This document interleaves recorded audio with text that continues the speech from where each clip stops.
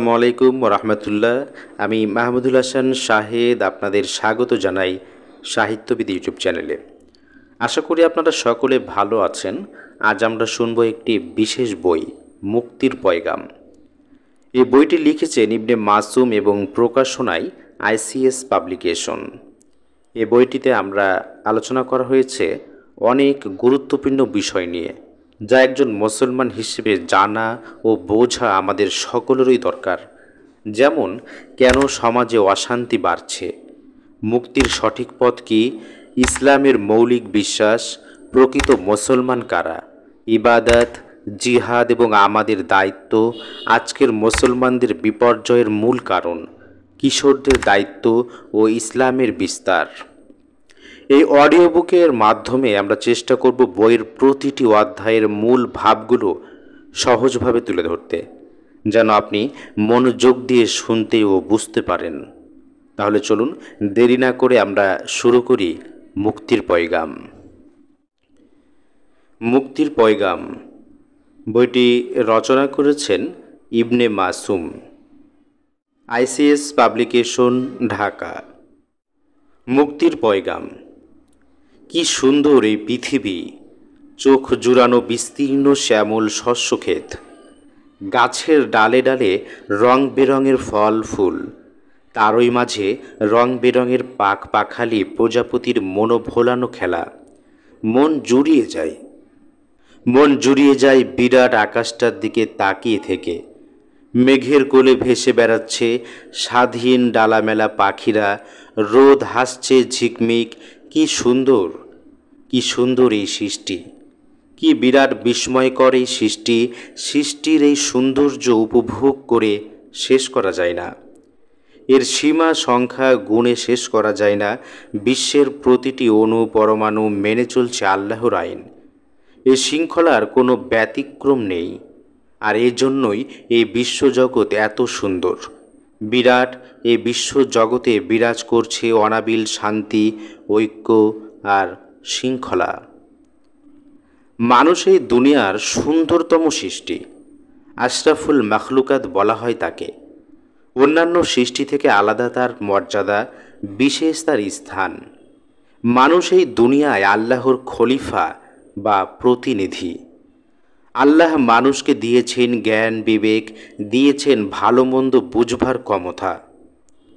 সে যেমন এই জ্ঞানের আলোকে ভালো কাজ করতে পারে, তেমনি খারাপ কাজ করার রয়েছে তার ক্ষমতা ও স্বাধীনতা।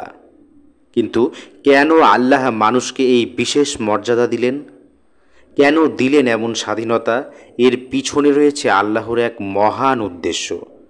তা হলো, বিশ্বের প্রকৃতির অন্যান্য সৃষ্টি যেমন আল্লাহর নিয়ম মেনে তৈরি করছে অনাবিল শান্তির জগৎ, তেমনি মানুষ তার স্বাধীনতা থাকা সত্ত্বেও যেন আল্লাহর পথকে বেছে নিতে পারে।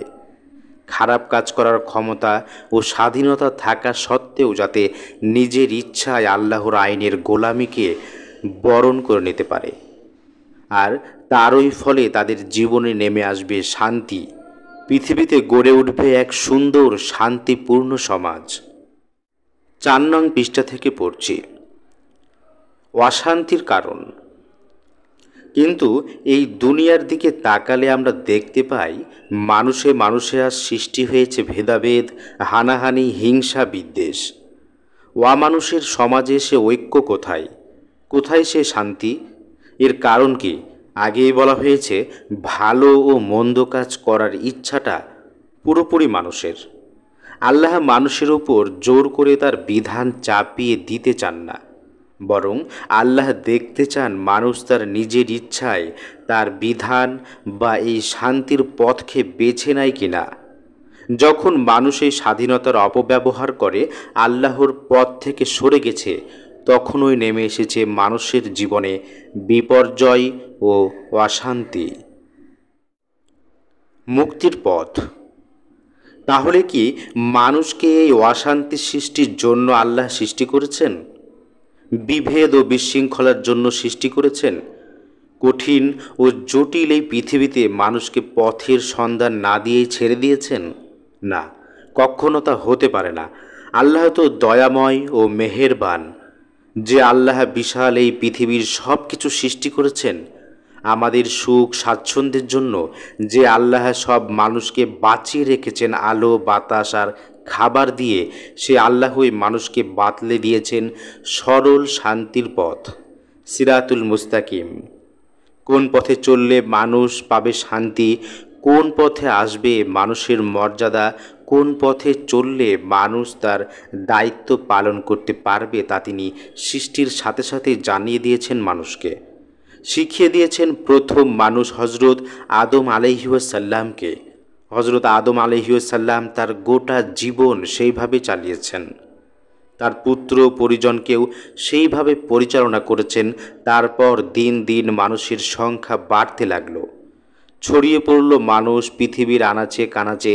আস্তে আস্তে আল্লাহর পথও ভুলে গেল তারা।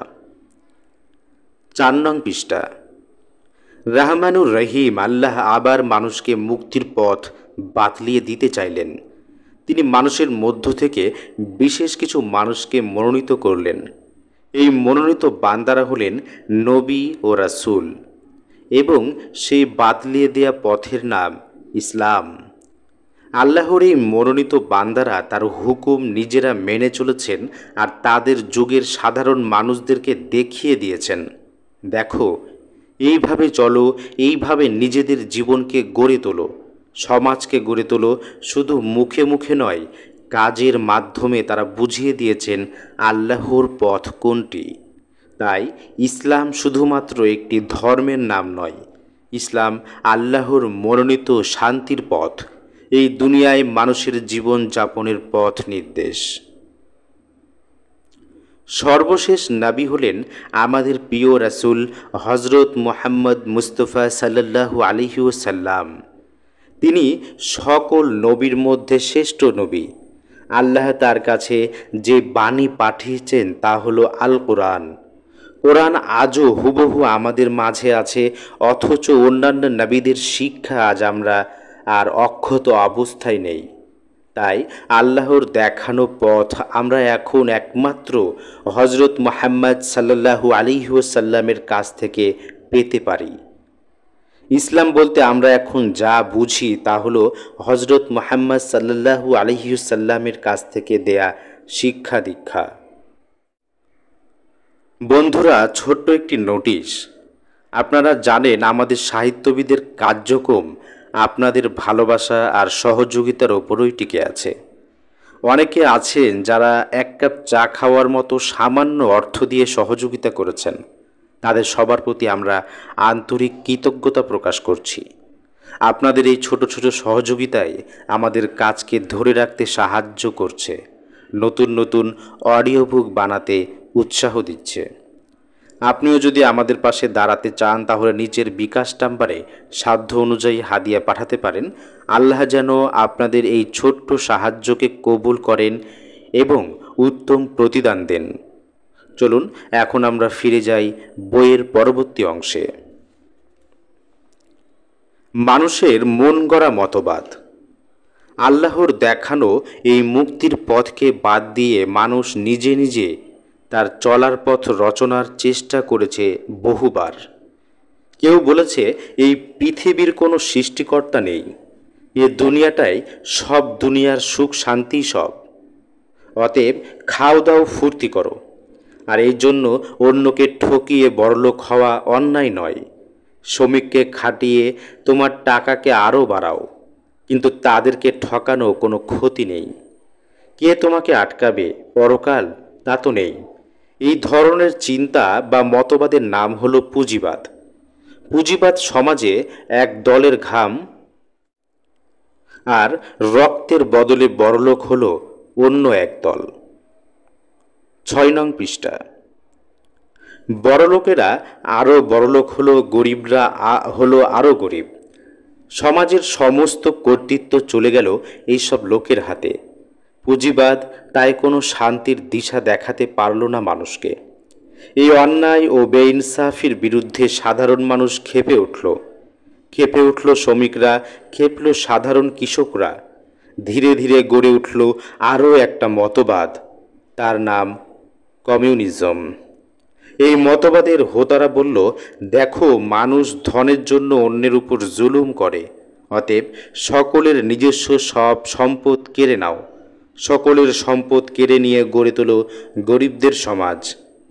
সব সম্পদের মালিক হবে রাষ্ট্র, সকলেই খাটবে, সকলেই সমাজ মজুরি পাবে, সকলেই হবে সমান। কথাগুলো সত্যি খুব সুন্দর। গরিবরা যারা এতদিন ছিল নির্যাতিত, তারা আশার আলো দেখল তাতে। কিন্তু আসল ব্যাপারটা ঘটল অন্যরকম। গরিবরা শাসক হবে কিভাবে? সব গরিব তো একসাথে দেশ শাসন করতে পারে না। তাই স্বভাবতই গুটি কতক লোকের হাতে চলে গেল দেশ শাসনের সর্বময় ক্ষমতা। আর সেই সাথে তারা হলো সারা দেশের সম্পদের হর্তাকর্তা। পুঁজিবাদী রাষ্ট্রে সম্পদের মালিক ছিল গুটিকতক লোক, তাদের হাতে তেমন ক্ষমতা ছিল না। এখন এই নতুন ব্যবস্থায় রাষ্ট্রের শাসন ক্ষমতা টিকিয়ে রাখার জন্য নতুন পথের সন্ধান করল। তারা বুঝল দেশ এখন সবার, সরকার সকলের। অতএব বিরোধিতা করা যাবে না, সমালোচনা করা যাবে না। যারা বিরোধিতা করবে, সমালোচনা করবে, তারা সরকারের শত্রু, অতএব জনগণের শত্রু। আর তাই লাগামাটা হলো সকলের মুখে। কেড়ে নেওয়া হলো মানুষের ব্যক্তি স্বাধীনতা। হাই নিয়তি, মানুষকে শুধু একমুঠো খাবারের জন্য হারাতে হলো সব কিছু। এই নতুন মতবাদও মানুষকে মুক্তির পথ দেখাতে পারল না। সময়ের ব্যবধানে এই মতবাদও ব্যর্থতায় পর্যবসিত হল। ৭ নং পৃষ্ঠা। মুক্তির পথ ইসলাম। এইভাবে দুনিয়ার সব দেশের সব সময়ের মানুষ চেষ্টা করেছে তাদের নিজেদের বুদ্ধি ও ক্ষমতা খাটিয়ে চলার পথ রচনা করতে, কিন্তু বারবার ব্যর্থ হয়েছে। এর প্রকৃত কারণ কি?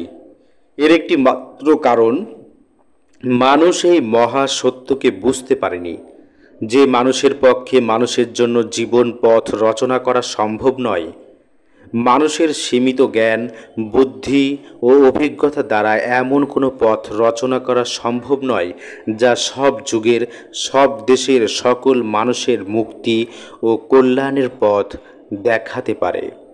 কারণ তার আগের লোকদের সে দেখেনি, পরের লোকদের দেখবে না। দুনিয়ার সবগুলো দেশ সমাজ সম্পর্কে তার পুরোপুরি ধারণা থাকা সম্ভব নয়। তাহলে তার পক্ষে একটি পূর্ণাঙ্গ জীবনাদর্শ রচনা করা কি করে সম্ভব হতে পারে? মানুষের কল্যাণের পথ একমাত্র আল্লাহই দিতে পারেন, যিনি মানুষকে সৃষ্টি করেছেন, যিনি মানুষকে তার রহমত দিয়ে বাঁচিয়ে রেখেছেন, যার কাছে মানুষের স্বাভাবিক দুর্বলতা, ভুল ত্রুটি সব কিছু পরিষ্কার, এবং যিনি দুনিয়ার সব সমাজের সকল মানুষকে সম্পূর্ণরূপে জানেন। পৃথিবীর মানুষ মানুষের গড়া সব মতবাদকে পরীক্ষা করে দেখেছে। সাম্যের নামে মানুষ খেয়েছে ধোঁকা। যারা বিশ্ব মানবতার বলি আওড়াতো, তাদের কাছে আজ শুধু নিজের জাতির উপকার করাই আদর্শে পরিণত হয়েছে। তথাকথিত গণতন্ত্র এনেছে নৈতিক উচ্ছৃঙ্খলা, সৃষ্টি করেছে পুঁজিবাদী সমাজ। আধুনিক সভ্যতার চরম শিখরে উঠে মানুষ ভুলতে পারেনি সাদা কালোর ভেদাভেদ। ইহুদিবাদ আজ চরমভাবে হুমকি দিচ্ছে মানবতাকে। নিজের ক্ষমতা প্রতিষ্ঠার মোহে গড়ে তোলা হয়েছে মরণাস্ত্রের পাহাড়। বৃহৎ শক্তিগুলোর হুমকির দাপটে, যুদ্ধের ভয়ে মানবতা আজ সদা কম্পমান। একদিকে উপচে পড়ছে ভোগের পেয়ালা, অন্যদিকে পৃথিবীর কোটি কোটি মানুষ না খেয়ে গুনছে মৃত্যুর প্রহর। ৮ নং পৃষ্ঠা। সারা বিশ্বের অগণিত মানুষের আজ একটিমাত্র জিজ্ঞাসা, এই নিরাশা, এই হিংসা বিদ্বেষ, এই লাঞ্ছনার কি শেষ নেই? মুক্তির আশায়, শান্তির আশায় মানুষ এক পথ ছেড়ে চলতে চেয়েছে অন্য পথে, কিন্তু বারবার হয়েছে ব্যর্থ। পুরাতন শিকলের বদলে নতুন আর এক শিকল মানুষের গলায় জড়িয়ে পড়েছে। তাই মানুষের সামনে আজ একটি মাত্র পথ, তার স্রষ্টার দেয়া সহজ সরল পথ, ইসলাম। আল্লাহর পক্ষ থেকে মানুষের জন্য মুক্তির পথ হলো হজরত মুহাম্মদ সাল্লাল্লাহু আলাইহি ওয়াসাল্লাম প্রদর্শিত পথ, ইসলাম। এ কথা শুধু মুসলমানরা নয়, অমুসলিম গবেষকরাও স্বীকার করেছেন যে হজরত মুহাম্মদ সাল্লাল্লাহু আলাইহি ওয়াসাল্লাম মানুষের জন্য যে শিক্ষা রেখে গেছেন তা আজও অবিকৃত অবস্থায় রয়েছে। তার ওফাতের 1400 বছর পরও তার শিক্ষা অটুট রয়েছে কোরআন এবং হাদিসের মধ্যে। আজকাল তো মানুষের উন্নতিও হয়েছে অনেক। পৃথিবী এখন মানুষের কাছে ছোট। খুব সহজেই রাসূল সাল্লাল্লাহু আলাইহি ওয়াসাল্লামের এই শিক্ষাকে পৃথিবীর এক প্রান্ত থেকে অন্য প্রান্তে পৌঁছানো সম্ভব। তাই একথা খুব স্বাভাবিকভাবে দাবি করা যায় যে মানুষের জন্য সর্বশেষ এবং একমাত্র মুক্তির পথ এখন ইসলাম। 21 শতাব্দীর নির্যাতিত নিপীড়িত মানুষ মুক্তি পেতে পারে একমাত্র ইসলামের পথেই। ইসলাম সাধারণ অর্থে একটি ধর্মের নাম নয়। ইসলামের প্রকৃত অর্থ তাই আমাদেরকে ভালোভাবে বুঝতে হবে। আমাদেরকে বুঝতে হবে আমরা যারা মুখে মুখে ইসলাম মেনে নিয়েছি কিংবা মুসলমান বলে নিজেদেরকে পরিচয় দিই, তাদের প্রকৃত দায়িত্ব কী। মুসলমান কাকে বলে? মুসলমানের ঘরে জন্মগ্রহণ করলেই মুসলমান হওয়া যায় না। মুসলমানের মতো নাম রাখলেই তাকে মুসলমান বলা যায় না। ইসলাম গ্রহণ করে মুসলমান হতে হয়। ইসলাম গ্রহণ করলেই কেবল মুসলমান হওয়া যায়। আর এই ইসলাম গ্রহণ অর্থ আমি মুসলমান হয়েছি কিংবা আমি মুসলমান এই কথা বলা নয়। 9 নং পৃষ্ঠা থেকে পড়ছি। ইসলাম গ্রহণ করার অর্থ ক হজরত মুহাম্মদ সাল্লাল্লাহু আলাইহি ওয়াসাল্লামের শিক্ষা দীক্ষাকে অন্তরের সাথে সত্য বলে গ্রহণ করা। খ নিজের জীবনে এই শিক্ষাকে একমাত্র পথ হিসেবে মেনে নেয়া এবং গ এই ব্যবস্থা অনুযায়ী গোটা জীবনকে গড়ে তোলা। আল্লাহ তার কিতাব এবং তার রাসূলের মাধ্যমে আমাদেরকে যে সমস্ত জিনিস বিশ্বাস করতে বলেছেন তা বিশ্বাস করার অর্থ হলো ঈমান। আর এই বিশ্বাসের আলোকে দুনিয়ার প্রতিটি কাজ করার নাম ইবাদত বা দাসত্ব করা। ঈমান। মুসলমান হতে হলে কতগুলো জিনিসের ওপর বিশ্বাস আনতে হয়। ইসলামী পরিভাষায় একে বলা হয় ঈমান বা আকীদা। যতক্ষণ পর্যন্ত ঈমান ঠিক না হবে ততক্ষণ পর্যন্ত ইসলামের কোনো প্রশ্নই আসে না। সাধারণভাবে ঈমানকে বলা যেতে পারে কতকগুলো বিষয় সম্পর্কে সুস্পষ্ট জ্ঞান বা ইলম। আমরা সবাই জানি যে কোনো কাজ করতে হলে সেই কাজ সম্পর্কে একটা পরিষ্কার ধারণা থাকতে হয়। এই ধারণাটুকু না থাকলে সে কাজও ভালোভাবে করা যায় না। তেমনি ইসলামকে গ্রহণ করে মুসলমান হতে হলে জানতে হবে ইসলামী ধ্যান ধারণার ভিত্তি কী। আর এই জন্য জ্ঞান বা ইসলামকে ইসলামে এত গুরুত্ব দেয়া হয়েছে। 10 নং পৃষ্ঠা থেকে পড়ছি। যে সমস্ত বিষয়ের উপর বিশ্বাসকে ইসলামের মূল ভিত্তি বলা হয় তা হলো আল্লাহর উপর বিশ্বাস, রাসূলের উপর বিশ্বাস, আখিরাত বা পরকালের উপর বিশ্বাস, ফেরেশতাদের উপর বিশ্বাস, আল্লাহর কিতাবের উপর বিশ্বাস। তাওহীদ। আমাদের চারপাশে বিরাট জগৎ, আকাশ, পৃথিবী, গাছপালা, কীটপতঙ্গ, পশু পাখি, মানুষ এসব কি আপনা আপনি সৃষ্টি হয়েছে? এসব কিছু যে একটা সুন্দর নিয়ম মেনে চলছে তা কি কোনো পরিচালক ছাড়াই হচ্ছে? না, তা কখনো হতে পারে না। কেননা আমরা সবাই এটা জানি যে সামান্য একটা বলও কেউ ধাক্কা না দিলে নড়তে পারে না। ছোট্ট একটা খেলনা একজন কারিগর ছাড়া আপনা আপনি তৈরি হতে পারে না। তাই এই বিশ্ব জগতের একজন কারিগর আছেন, মালিক আছেন, পরিচালক আছেন। তিনি এক ও অদ্বিতীয়। তার দয়ায় আমরা বেঁচে আছি। তিনি আমাদের রিজিক দেন। যা কিছু হয়েছে, হচ্ছে এবং হবে সবই তার জানা আছে। কিন্তু এই কথাটি মুখে স্বীকার করলেই আল্লাহর প্রতি ঈমান আনা সম্পূর্ণ হয় না। প্রয়োজন জীবনের প্রতিটি ক্ষেত্রে আল্লাহকে প্রভু বা মালিক হিসেবে মেনে নেয়া। চাকর বা গোলাম যেমনভাবে তার প্রভুকে মেনে চলে, তার হুকুম অনুযায়ী চলে, প্রভুর অনুপস্থিতিতেও নিজের খেয়াল খুশি মতো চলে না, মালিকের নিয়ম মতো সব কাজ করে। তেমনইভাবে আল্লাহকে প্রভু হিসেবে মেনে নিয়ে জীবনের প্রতিটি কাজ তার আইন অনুযায়ী করতে হবে। এটা থেকে বিশ্বাস করতে হবে যে আমাদের জীবনে একমাত্র তারই আইন চলবে। এই দুনিয়ায় একমাত্র তারই হুকুম চলতে পারে। মানুষের বানানো আইনের সামনে মাথা নত করা যাবে না। কিন্তু আমরা কি দেখি? আল্লাহর উপর ঈমান এনেও আমরা জীবনের এক এক সমস্যার জন্য এক একটা শক্তির দ্বারস্থ হচ্ছি। এইভাবে আল্লাহর সাথে অন্য কাউকে অংশীদার বানানোকে শিরিক বলা হয়। শিরিক মহাপাপ, সবচেয়ে বড় গুনাহ। তাই আমাদেরকে জেনে নিতে হবে আল্লাহ আমাদেরকে এই দুনিয়ায় কিভাবে জীবনযাপন করতে বলেছেন। এসব কিছু জেনে নিয়ে পুরোপুরিভাবে মেনে চলতে পারলেই তাকে প্রভু হিসেবে মেনে নেওয়া সার্থক হবে। আল্লাহর প্রকৃত গোলাম আমরা তখনই হতে পারব যখন জীবন চলার পথ হিসেবে একমাত্র তার দেয়া পথ সিরাতুল মুস্তাকিমকে আমরা বেছে নেব। কোনো কাজ করলে একমাত্র তার জন্যই করব, কাউকে ভালোবাসলে একমাত্র তার জন্যই ভালোবাসব, কাউকে ত্যাগ করলে একমাত্র তার জন্যই ত্যাগ করব। তবেই তো হবে আল্লাহর প্রতি সত্যিকারের ঈমান আনা। রিসালাত, এমনইভাবে ঈমান আনতে হয় নবী রাসূলের প্রতি। জন্ম থেকে মৃত্যু পর্যন্ত মানুষের জীবনটা সহজ নয়। জীবনে হাজারো সমস্যার সামনে তাকে পড়তে হয়।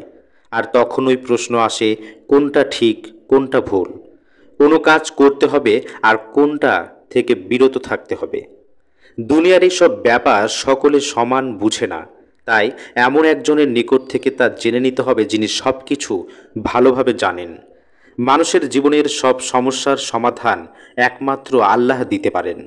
তাই তিনি মানুষের মাঝে যাদেরকে দুনিয়া জাহানের এসব রহস্য জানিয়ে দিয়েছেন, তাদের নিকট থেকে আমাদেরকে তা জেনে নিতে হবে।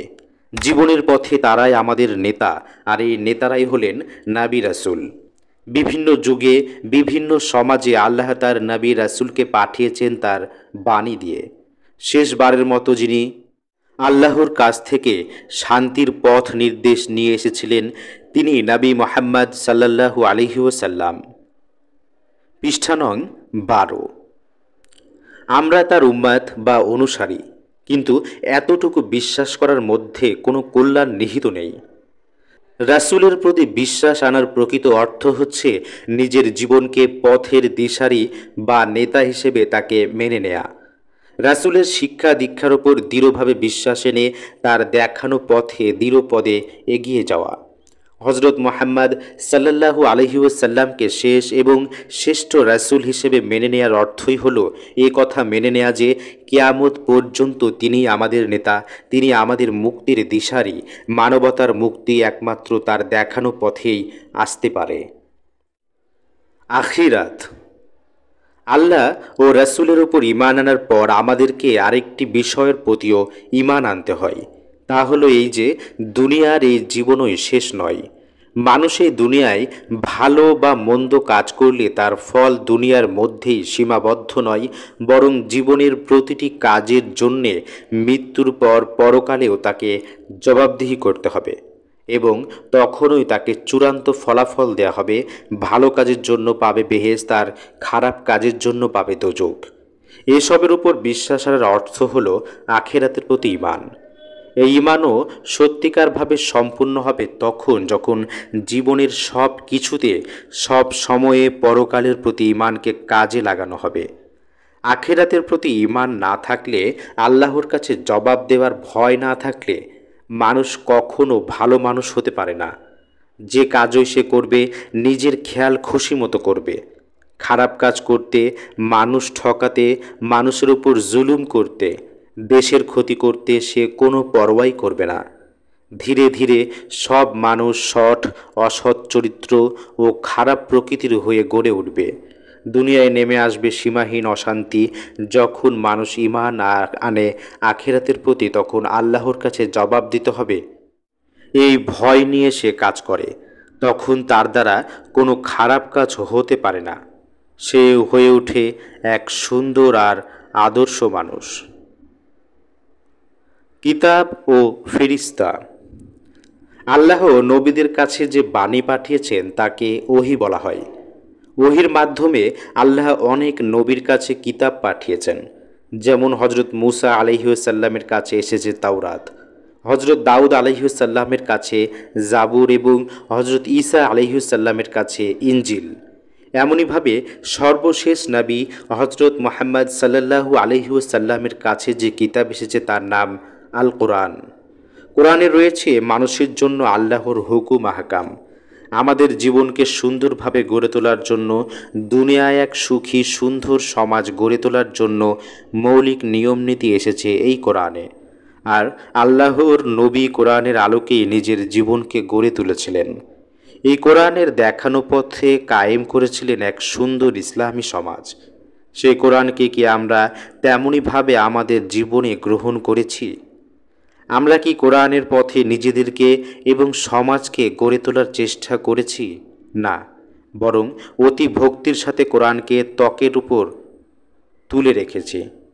কোরআনে আমাদের রব আমাদের জন্য কি কি নির্দেশ দিলেন তা জানার এবং তা মেনে চলার আগ্রহ আমাদের মধ্যে নেই। শুধু কোরআন তেলাওয়াতের মধ্যে সওয়াব দেখেছি। একদিকে কোরআন তেলাওয়াত করছি, অন্যদিকে কোরআনের বিধিবিধানের উল্টো কাজ করছি। প্রতি মুসলিম ঘরে আজ সুন্দর কাপড়ে মোড়ানো, সুন্দরভাবে সাজানো আছে কোরআন, কিন্তু আমাদের চারপাশের সমাজে বিরাজ করছে ঠিক কোরআনের উল্টো আইন কানুন। এই অবস্থায় কিভাবে আমরা দাবি করতে পারি যে কোরআনের উপর রয়েছে আমাদের অবিচল বিশ্বাস? কোরআনের প্রতি আমাদের ঈমানের দাবি তখনই পূর্ণ হতে পারে যখন কোরআনকে জীবন পথের চলার দিশা হিসেবে মেনে নেব, যখন কোরআনকে আমাদের নিজেদের এবং সমাজ জীবনে প্রতিষ্ঠা করার চেষ্টায় আমরা তৎপর হব। তাওহীদ, রিসালাত, আকিদাত ও কিতাবের উপর ঈমান আনার সাথে সাথে তকদির ও ফেরেশতাদের প্রতি আমাদের ঈমান আনা দরকার। ফেরেশতারা নূরের তৈরি, আল্লাহর হুকুমে তারা প্রত্যেকেই এক একটি দায়িত্ব পালন করেন। পৃষ্ঠা নং 14। ইবাদাত। ঈমানের আসল কথা হলো কোনো প্রকার সন্দেহ ছাড়াই তাওহীদ, রিসালাত, আখিরাত এবং কিতাব ইত্যাদির উপর বিশ্বাস আনা। এই বিশ্বাসের ভিত্তিতে জীবন গড়ে তোলার নাম ইবাদত, অর্থাৎ দাসত্ব বা গোলামি করা। মানুষ ও জিন জাতিকে সৃষ্টির উদ্দেশ্যই হলো তারা আল্লাহর ইবাদত করবে। তাই কোনো অবস্থাতেই মানুষ এই দাসত্ব থেকে মুক্তি পেতে পারে না। যেহেতু আল্লাহর গোলাম বা দাস হিসাবেই আমাদের জন্ম, তাই আমাদের নিজেদের গোটা জীবনটায় তার গোলামি বা দাসত্ব করে কাটিয়ে দেওয়া উচিত। এর মানে এ নয় যে দুনিয়ার সব কাজকর্ম ছেড়ে দিয়ে কোথাও বসে আল্লাহ আল্লাহ করতে হবে, বরং ইবাদত করার আসল অর্থ হলো আমরা দুনিয়ায় যেসব কাজ করব তা আল্লাহর আইন ও নিয়ম অনুযায়ী করব। মানুষের জীবনের ঘুম, বিশ্রাম, পানাহার, চলাফেরা, অন্যের সাথে ব্যবহার, টাকা পয়সার লেনদেন, মোট কথা প্রত্যেকটি কাজ আল্লাহর নির্দেশ অনুযায়ী করার নামই ইবাদত। এইভাবে মানুষের জীবন গড়ে তোলার জন্য প্রাথমিকভাবে কতগুলো কাজ করতে হয়, যেমন আল্লাহ ও রাসূলের উপর বিশ্বাস স্থাপন, নামাজ পড়া, রোজা রাখা, যাকাত দেয়া এবং সামর্থ্য থাকলে হজ করা। এগুলো হচ্ছে মুসলমানদের আনুষ্ঠানিক কাজ। এসব কাজ মুসলমানদের উপর ফরজ বা অবশ্য করণীয় করা হয়েছে, যেন এই সবের মাধ্যমেই তাদের পুরো জীবন আল্লাহর দাসত্বে পরিণত হতে পারে। তাই একজন লোক সারাদিন নামাজ পড়ার পরে, রোজার মাসে সারা মাস উপবাস থাকার পরে আর পয়সা খরচ করে হজ করার পরেও যদি তার হৃদয়ে মনে খোদার ভয়, প্রেম ও ভালোবাসা সঠিকভাবে সৃষ্টি না হয়, তবে তার নামাজ, রোজা ও হজ পালনের উদ্দেশ্য একেবারে ব্যর্থ হয়েছে বলতে হবে। লোক দেখানো নামাজ, রোজা, হজ ও জাকাতের কোনো মূল্যই নেই। পৃষ্ঠা 15। জিহাদ। নামাজ, রোজা, হজ, জাকাত তাই অন্যান্য ধর্মের পূজা উপাসনা ও যাত্রার মতো কোনো অনুষ্ঠান মাত্র নয়। এই কাজ করলে আল্লাহ তাআলা কারো উপর সন্তুষ্ট হয়ে যান না। ইবাদতের আসল উদ্দেশ্য হলো মানুষের উপর থেকে আল্লাহ ছাড়া অন্য শক্তির প্রভুত্বকে খতম করা। আর এই উদ্দেশ্য জানমাল ব্যয় করে সর্বশক্তি দিয়ে চেষ্টা করার নাম জিহাদ। তাই জিহাদ ইসলামের একটা গুরুত্বপূর্ণ দিক। মানুষের জীবনে ইসলামকে প্রতিষ্ঠা করার সংগ্রাম ও প্রচেষ্টাকে বলা হয় জিহাদ। জিহাদ কথাটার অর্থ তাই ব্যাপক। আমাদের চারিদিকে সীমাহীন অন্যায়, অত্যাচার, জুলুম, নির্যাতন, পাপ, কুশিক্ষা, নোংরামি ও উলঙ্গপনার মূল কারণ কি কখনো ভেবে দেখেছি? এসবের প্রকৃত ও মূল কারণ হলো আজকের সমাজের নেতৃত্ব, কর্তৃত্ব ও শক্তি সামর্থ্য রয়েছে অত্যাচারী, দুরাচারী লোকদের হাতে। সাধারণভাবে আমরা দেখি একজন ড্রাইভারই নিজের ইচ্ছামতো গাড়িকে যেদিকে ইচ্ছা সেদিকে নিতে পারে। তাই সমাজের উপর নেমে আসে অশান্তি, বিপর্যয়। আর তা থেকে মুক্তির একমাত্র পথই হলো এই অসৎ নেতৃত্ব থেকে সমাজকে মুক্ত করে ফেলা। ইসলাম চাই দুনিয়ার সব জায়গায় এই অসৎ নেতৃত্বকে খতম করে আল্লাহর আইন প্রতিষ্ঠা করতে, আর এই প্রচেষ্টার নামই জিহাদ। এজন্য প্রয়োজন হলে শক্তি প্রয়োগ যেমন জিহাদ, তেমনি এই উদ্দেশ্যে সাহিত্য রচনার জন্য কলম ধরাও তেমনি জিহাদ। কিন্তু একটা জিনিস পরিষ্কার হয়ে যাওয়া উচিত, তা হলো জিহাদের প্রথম পদক্ষেপ হলো নিজের সাথে জিহাদ। নিজের মন ও মানসিকতায় আল্লাহ ও রাসূলের শিক্ষা দীক্ষার বিরোধী কোনো শিক্ষা ও ইচ্ছা থাকলে সর্বপ্রথম তার বিরুদ্ধেই জিহাদ করতে হবে। 16 নং পৃষ্ঠা থেকে পড়ছি। যে ব্যক্তি নিজের ভেতরের বিদ্রোহী আত্মার সাথে জিহাদ করেনি, সমাজের চারপাশের অন্যায়, অসত্যের বিরুদ্ধে সে জিহাদ করতে পারে না। তাই জিহাদ বলতে যদি কেউ সাধারণত যুদ্ধ, মারামারি, কাটাকাটি বুঝে, তবে ভুল হবে। জিহাদ একটি পবিত্র কাজ, মুসলমানদের পবিত্র দায়িত্ব।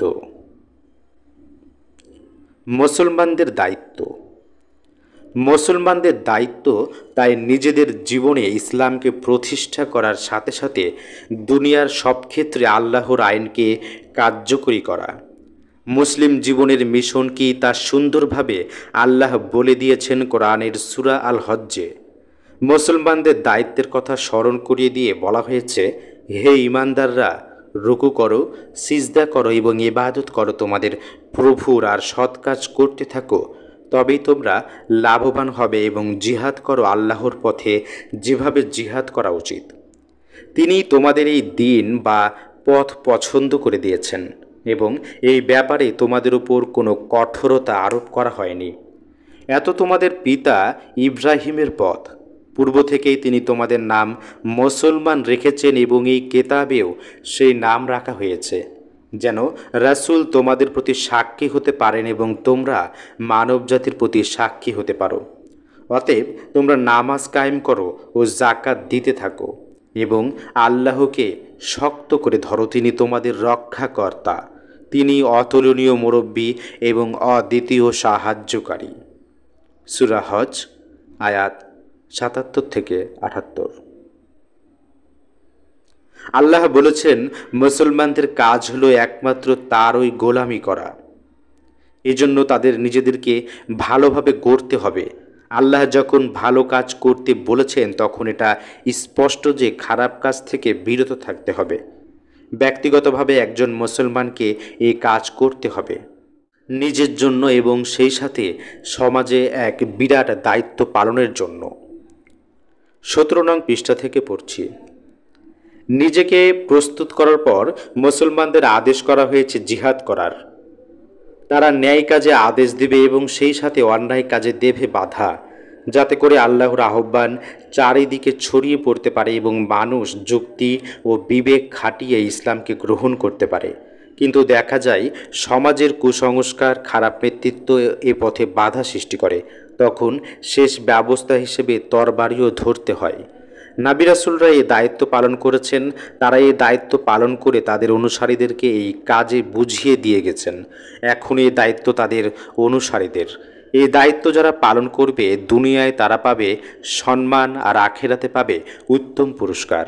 কিন্তু এই দায়িত্ব পালনে অবহেলা করলে দুনিয়া ও আখিরাতে উভয় জায়গায় তারা হবে লাঞ্ছিত। মুসলমানদের আগে এই দায়িত্ব ছিল বনি ইসরায়েলদের প্রতি। তারা ছিল হযরত মুসা আলাইহিসসালামের উম্মত, কিন্তু এই দায়িত্ব অবহেলা করার কারণে তারা হলো দুনিয়াতে লাঞ্ছিত এবং আশ্রয়হীন। তাদের লাঞ্ছনার কথা খোদ কোরআনেই আছে। তারপর এই দায়িত্ব এসে পড়ে মুসলমানদের উপর। রাসূলে খোদা সাল্লাল্লাহু আলাইহি ওয়াসাল্লামের নেতৃত্বে গড়ে ওঠা এই জাতি এই দায়িত্বকে তাদের নিজেদের জীবন মৃত্যুর উদ্দেশ্যে বানিয়ে নিল। গড়ে উঠল মুসলিম নামে এক নিঃস্বার্থ সৈনিক জাতি, যাদের হাতে মানবতা পেল মুক্তির স্বাদ, পেল সত্যের সন্ধান। রাতের অন্ধকারে তাদের মাথা নত হয়ে পড়ত মহান আল্লাহর দরবারে। দিনের বেলায় তাদের ঘোড়ার খুরের দাপটে কেঁপে উঠত দুনিয়ার জাহেলিয়াত, অন্যায় ও অসত্য। প্রথম জামানার মুসলমানরা তাদের এই দায়িত্ব সম্পর্কে ছিলেন পূর্ণ সজাগ। তারা এইভাবে কাজ করেছেন এবং ঈমানের পরীক্ষায় ত্যাগ ও কুরবানি স্বীকার করেছেন। আর তাই মানবতার ইতিহাসে তাদের নাম উজ্জ্বল ও ভাস্কর হয়ে আছে। 18 নং পৃষ্ঠা, মুসলমানদের বিপর্যয়। কিন্তু আস্তে আস্তে মুসলমানদের মধ্যে দায়িত্ব পালনে দেখা দিল শিথিলতা। আরামায়েশের মধ্যে ডুবে গেল তারা। অন্যদিকে ইসলামের দিকে ডাকা হতো দূরের কথা, নিজেদের জীবন থেকে বিদায় নিল ইসলামী রীতিনীতি। শুধু কথায় ইসলাম মেনে চলা হতো, কাজে নয়। এই সময় পাশ্চাত্যে, বিশেষ করে ইউরোপীয় দেশগুলো আধুনিক জ্ঞান বিজ্ঞানের নতুন আবিষ্কারকে কাজে লাগিয়ে শিল্প বাণিজ্যের ক্ষেত্রে এগিয়ে গেল অনেক। ব্যবসায়ের সওদা নিয়ে তারা ছড়িয়ে পড়ল পৃথিবীর আনাচে কানাচে। যখনই মুসলিম শক্তি দুর্বল হয়ে পড়ল, তখনই তারা যে আঘাত হেনেছিল সে আঘাত সহ্য করতে পারল না মুসলিম শাসকরা। বুদ্ধি ও শক্তির কাছে হেরে গেল মুসলিম শাসকরা। মুসলিম জাহানে নেমে এলো পরাধীনতার অন্ধকার। মুসলমানরা শুধু শাসন ক্ষমতায় হারালো না, তাদের শিক্ষা দীক্ষা, আচার অনুষ্ঠান ও আদর্শের উপর আসলো বিজাতীয় আঘাত। উপমহাদেশে ইসলাম। আমাদের এই উপমহাদেশে ইসলামের ঝান্ডা নিয়ে বিজয়ীর বেশে আসলেন যুবক বীর সেনানী মোহাম্মদ বিন কাসেম। কিন্তু তারও আগে ইসলামের সুমহান আদর্শের পরিচয় পেয়েছিলেন এই দেশের মানুষ। ইসলামের আহ্বান নিয়ে এসেছিলেন ইসলাম ধর্ম প্রচারক দরবেশগণ। অল্প কিছু দিনের মধ্যে দিল্লির শাসন ক্ষমতায় বসল মুসলিম শাসকরা, আর ধীরে ধীরে এদেশে মুসলমানদের সংখ্যা বাড়তে লাগলো। ইতিহাস সাক্ষী, এদেশের মুসলিম শাসকরা অন্য ধর্মের লোকদেরকে ক্ষমতার জোরে মুসলমান বানাননি, বরং এই দেশের লোক মুসলমান হয়েছিল ইসলামের সুমহান আদর্শে মুগ্ধ হয়েই। মুসলিম শাসকরা সবাই যে ভালো ছিলেন তা নয়, ধীরে ধীরে তারা আরামায়েশের দিকে আকৃষ্ট হয়ে পড়লেন। দেশের কল্যাণ, দশের কল্যাণের কথা ভুলে গেলেন। 19 নং পৃষ্ঠা থেকে পড়ছি। ফলে শাসক ক্ষমতা দিন দিন দুর্বল হয়ে যেতে লাগলো। মুসলমানদের পূর্বে উপমহাদেশের শাসন ক্ষমতা ছিল অন্য ধর্মাবলম্বীদের হাতে। তারা ছিল মুসলমানদের উপর চটা। ইংরেজ বেনিয়রা তাদের সহায়তায় এদেশের শাসন ক্ষমতা এলো। এবার শুরু হলো এদেশের মুসলমানদের পরাধীন জিন্দেগি। মুসলমানরা অবশ্য পরাধীনতা সহ্য করেনি। ইংরেজদের বিরুদ্ধে প্রতিবাদ মুখর হলেন মহীশূরের হায়দার আলী ও টিপু সুলতান। 1857 সালে জেগে উঠল স্বাধীনচেতা মুসলমানরা। ইংরেজদের বিরুদ্ধে শুরু হলো ভারতের সর্বত্র মুসলমানদের এক ব্যাপক সংগ্রাম। এই সংগ্রামে নেতৃত্ব দিলেন দিল্লির সম্রাট বাহাদুর শাহের যোগ্য সেনাপতি জেনারেল বখত খান। বাংলার মুসলমানরা যখনই সুযোগ পেয়েছে তখনই ইংরেজদের বিরুদ্ধে জিহাদ করেছে। তাদের হারানো স্বাধীনতাকে ফিরে পাওয়ার জন্য করেছে আপ্রাণ চেষ্টা। এই দেশে ইংরেজদের প্রধান শত্রু ছিল তাই মুসলমানরা। মুসলমানদেরকে তারা সব রকমের অধিকার থেকে বঞ্চিত করল। আর অন্যান্য ধর্মাবলম্বীদের যারা মুসলমানদের উপর ছিল হাড়ে চটা, তারা এগিয়ে আসলো ইংরেজদের ক্ষয়ের খা হয়ে।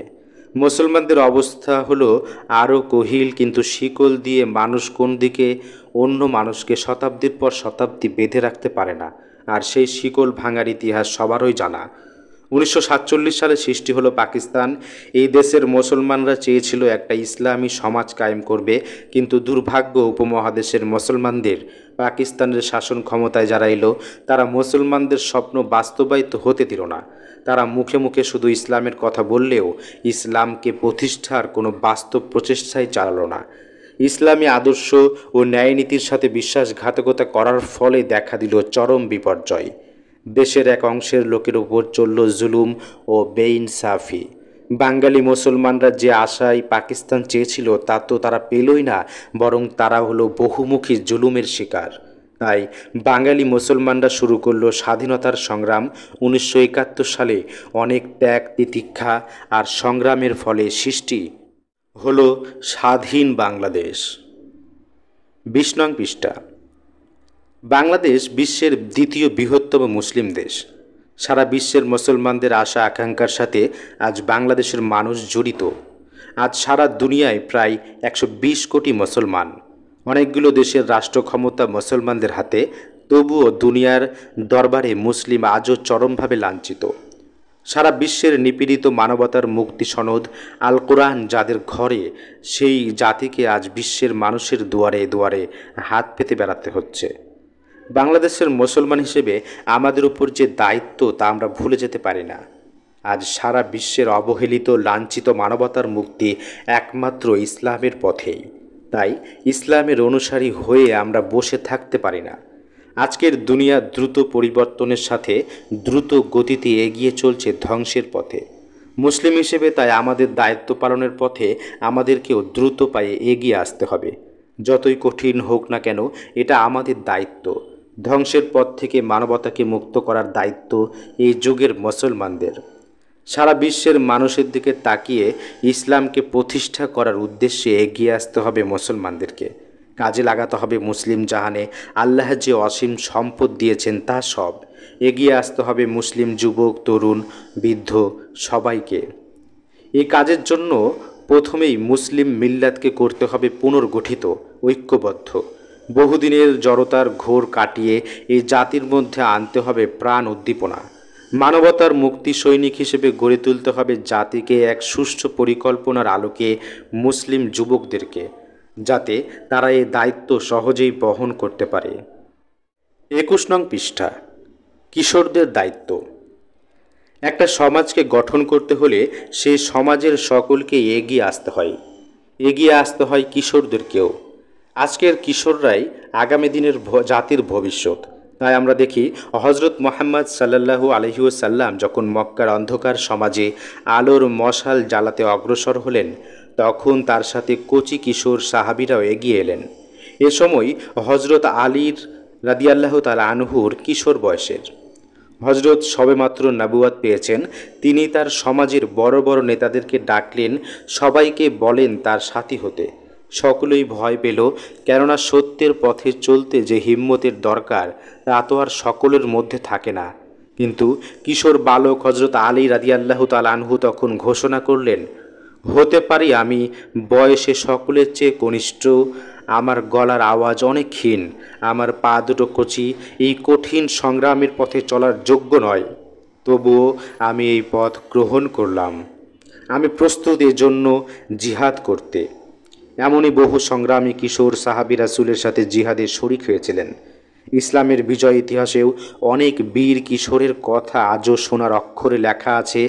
তাই যারা কিশোর তরুণ, তাদের এই মহান সংগ্রামের পথে এগিয়ে আসা দরকার।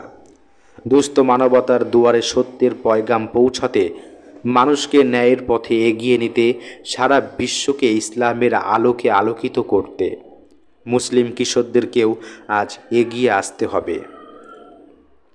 বিংশ শতাব্দীর সব সমস্যার সুষ্ঠু এবং সুন্দর সমাধান ইসলামের পথে রয়েছে। সেই ইসলামকে এই দুনিয়ায় প্রতিষ্ঠিত করার দায়িত্ব মুসলমানদের। কিন্তু সেই মুসলমানদের বর্তমান অবস্থা কি তা একবার ভেবে দেখা দরকার। মুসলমানদের নিজেদের দুর্বলতার কারণে তাদের উপর নেমে এসেছিল পরাধীনতার অন্ধকার। বিজয়ী পাশ্চাত্য শক্তিগুলো মুসলমানদের উপর শুধু শাসন চালায়নি, তারা তাদের শিক্ষা দীক্ষা রীতিনীতির মূলে আঘাত এনেছিল। এই আঘাতে মুসলমানদের অনেকের মধ্যে, বিশেষ করে আধুনিক শিক্ষিতদের মধ্যে দেখা দিল চিন্তাধারার পরিবর্তন। 22 নং পৃষ্ঠা থেকে পড়ছি। তারা প্রকৃত ইসলামী শিক্ষা পেল না। ইসলাম বা ধর্ম সম্পর্কে যা কিছু শিখল তা হলো পাশ্চাত্যের শাসকদের শেখানো বলি। তাদের কাছে ইসলাম অন্যান্য ধর্মের মতো একটা ধর্ম। এই যুগে ইসলাম চলতে পারে না। ইসলাম এই যুগে সব সমস্যার সমাধান দিতে পারে না। আসলে ইসলাম সম্পর্কে ভ্রান্ত এবং অসম্পূর্ণ জ্ঞানই এই ধারণার জন্য দায়ী। তাই মুসলিম মিল্লাতকে পুনর্গঠিত করতে হলে দরকার ইসলামী শিক্ষার ব্যাপক প্রসার। অনেকে মনে করে ইসলামের সাথে আধুনিকতার কিংবা বিজ্ঞানের মিল নেই। আসলে ইসলাম আধুনিকতার কিংবা বিজ্ঞানের ন্যায় নব আবিষ্কারের বিরোধী নয়। ইসলামের বিরোধ পাশ্চাত্যের মতবাদের সাথে, চিন্তাধারার সাথে। তারা আল্লাহকে বাদ দিয়ে দুনিয়ার মানুষের জন্য চলার পথ দিতে চায়। আর ইসলাম আল্লাহর দেখানো পথে জ্ঞান বিজ্ঞানের চর্চা এবং তার প্রয়োগের মাধ্যমে মানবতার মুক্তি আনতে চায়। ন্যায়নীতি বাদ দিয়ে জ্ঞান বিজ্ঞানের উৎকর্ষতায় কী লাভ? নিজের ক্ষমতাকে প্রতিষ্ঠার জন্য, মানুষকে মারার জন্য বুদ্ধি খাটিয়ে আণবিক বোমার মতো ধ্বংসাত্মক মরণাস্ত্র তৈরি কি আধুনিকতা? ইসলাম এই হিংসা, ঘৃণা ও স্বার্থপরতা মাখা আধুনিকতা চায় না। সেই সকল সেকেলপনা এবং পুরাতন কুসংস্কারের পূজারীও নয়। বহুদিনের জড়তার ফলে ইসলামের নামে যে সমস্ত কুসংস্কার চলছে তার অবসান চাই। আর এসব কিছুর জন্য প্রয়োজন প্রকৃত ইসলামী শিক্ষার ব্যাপক প্রসার। মুসলিম কিশোরদেরকে ইসলামী শিক্ষায় শিক্ষিত হতে হবে, যাতে করে একজন ডাক্তার কিংবা ইঞ্জিনিয়ার হওয়ার সাথে সাথে তারা মুসলিম ডাক্তার কিংবা মুসলিম ইঞ্জিনিয়ার হিসেবে গড়ে উঠতে পারে। তবেই না সমাজ তাদের দ্বারা উপকৃত হবে। মুসলিম যুবকদের উপর আরও একটি বিরাট দায়িত্ব রয়েছে। পৃথিবীর মানুষ ইসলামকে চায়। তারা চায় ইসলামকে যুক্তি ও বুদ্ধি দিয়ে যাচাই করে নিতে। আর যেহেতু ইসলাম এখন পৃথিবীর কোথাও প্রতিষ্ঠিত নেই, তাই মানুষ ইসলামকে জানবে, বুঝবে যেভাবে তা পেশ করা হবে সেইভাবেই। বর্তমান যুগের যাবতীয় সমস্যার ইসলাম কী সমাধান দেয় তা তাদের কাছে পরিষ্কার করতে হবে। পাশ্চাত্য জ্ঞান বিজ্ঞান সভ্যতা সংস্কৃতির সুষ্ঠু পর্যালোচনা করে দেখিয়ে দিতে হবে এর দোষ ত্রুটি, সত্য মিথ্যা, গ্রহণীয় ও বর্জনীয় কী আছে। 23 নং পৃষ্ঠা। আর এই জন্য প্রয়োজন ইসলামী সাহিত্যের আধুনিক জ্ঞান বিজ্ঞানের গভীর অধ্যয়ন এবং কোরআন হাদিস ও ইসলামী সাহিত্যের উপর ব্যাপক গবেষণা। এই বিরাট দায়িত্বের জন্যে এখন থেকে মুসলিম কিশোরদের তৈরি হতে হবে। জাতির পুনর্গঠনের এই কাজ সহজ নয়। এই সমাজের মধ্যে এমন অনেক আছেন যারা নিজেদেরকে গড়ে তুলতে এবং অন্যদেরকে গড়ার কাজে আগ্রহী। এসব সত্যপ্রিয় কিশোরদেরকে একত্রে অগ্রসর হতে হবে। এই কাজ তখন সম্ভব যখন ইসলামের আহ্বান বলিষ্ঠভাবে চারিদিকে প্রচারিত হবে। রাসূলে খোদা সাল্লাল্লাহু আলাইহি ওয়াসাল্লাম সমাজের লোকদের তিরস্কার, অপবাদ, লাঞ্ছনা উপেক্ষা করে ইসলামের আহ্বানকে তাদের সামনে তুলে ধরেছিলেন। ফলে তার ডাকে সাড়া দিয়েছিল যে যুগের সত্যপ্রিয় মানুষরা। তেমনইভাবে ইসলামের বিপ্লবী আহ্বানকে যদি সত্যিকারভাবে সমাজে প্রচার করা হয়, তবে এই 20 শতাব্দীর ঘুণে ধরা সমাজ থেকেও বেরিয়ে আসতে সত্যের মশাল নিয়ে হজরত আলী রাদিয়াল্লাহু তাআলা আনহুর মতো অনেক তাজা তরুণ প্রাণ, হজরত আবু বকর রাদিয়াল্লাহু তাআলা আনহু, হজরত ওসমান রাদিয়াল্লাহু তাআলা আনহুর মতো অনেক দানশীল ব্যক্তি এবং হজরত ওমর রাদিয়াল্লাহু তাআলা আনহুর মতো সিংহধীল পুরুষ, খালেদ, মুসা, তারিকের মতো মুসলিম তরুণরাও জেগে উঠবে সত্যের মশাল নিয়ে। আমাদের প্রিয় নবী হজরত মুহাম্মদ সাল্লাল্লাহু আলাইহি ওয়াসাল্লাম তার সারা জিন্দেগিতে অশেষ কষ্ট ও ত্যাগ স্বীকার করে নিজের জীবনকে ইসলামকে প্রতিষ্ঠিত করে গেছেন। তার চলাফেরা, চালচলন, স্বভাব চরিত্র ছিল ইসলামের জীবন্ত প্রতীক। তাকে দেখেই মানুষ বুঝল ইসলামের পথ কতটা মহান, ইসলাম কত সুন্দর। আসলে এটাই নিয়ম। সাধারণ মানুষ একটা আদর্শকে তখনই গ্রহণ করে যখন সে বাস্তবে দেখতে পায় সে আদর্শের মহত্ব। 20 শতাব্দীর মানুষ ইসলাম গ্রহণ করবে যখন মুসলমানেরা তাদের জীবনে ইসলামকে প্রতিষ্ঠিত করে দেখিয়ে দিবে যে ইসলাম মানুষকে কত উদার করে, কত মহৎ করে।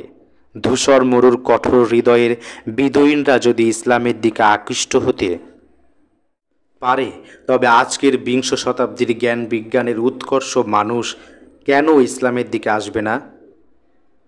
24 নং পৃষ্ঠা। আমরা যদি আমাদের নিজেদের জীবনে ইসলামী রীতিনীতি মেনে চলি, ইসলামী আদর্শের ভিত্তিতে গড়ে তুলতে পারি এক সুন্দর সুখী সমাজ, তবে দলে দলে মানুষ এই মহান মুক্তির পথে এগিয়ে আসবে।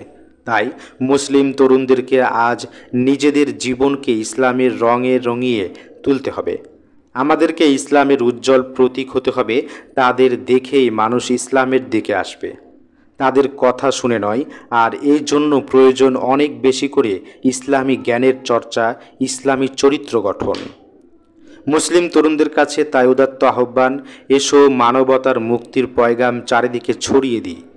এসো গড়ে তুলি সাহায্যের সত্যের ঝান্ডাবাহী একদল সৈনিক, যারা মানুষের উপর মানুষের প্রভুত্বকে খতম করে দিয়ে গড়ে তুলবে কোরআন ও সুন্নাহর আলোকে এক সুন্দর সমাজ, যেখানে মানবতা পাবে মুক্তি, বিরাজ করবে শান্তি, ন্যায়নীতি, সততা ও ভ্রাতৃত্ব।